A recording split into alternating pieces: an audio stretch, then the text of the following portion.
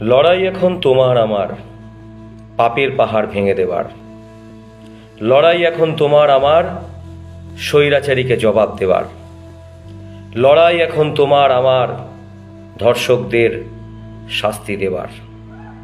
ধর্ষক সে তো অজানা নয়, তার মদতেই যত অন্যায়।